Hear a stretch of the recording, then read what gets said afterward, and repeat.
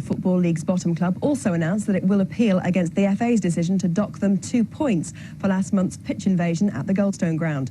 Julian Waters reports on a busy day for the South Coast club.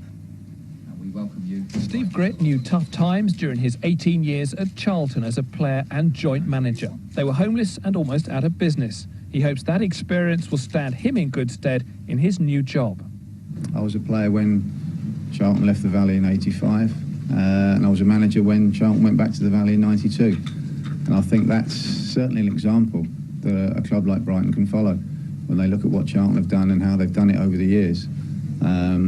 Hopefully the situation won't take as long, but I think anyone can take heart from certainly what Charlton have done.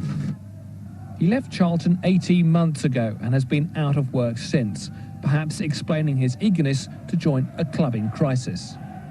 I know the situation about the club, but I'm looking forward to now getting back into football and getting back working with players, which is what I'm all about.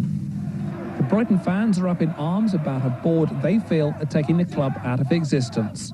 They're cast adrift at the foot of the 3rd Division table. The gap to Hartlepool and Darlington just above them, now 11 points, after the FA deducted 2 valuable points for this crowd demonstration earlier this season. The club are appealing against that punishment. They were knocked out of the FA Cup by non-league Sudbury Town and planned a ground share with Gillingham next season, whether they're in the league or relegated to the conference. Even as Chief Executive David Bellotti unveiled the new manager, a handful of fans protested outside the Goldstone. We have a home, we're not homeless. I think everybody knows we have money in the bank because we've repaid all our debts. And I think everybody knows that we're going to invest in the team. And this is not a short-term contract with Steve, this is for the future. You need grit to take on the toughest job in football, though quite how Steve plans to get Brighton out of their current mess, perhaps only he knows. Julian Waters, Sky Sports, Brighton.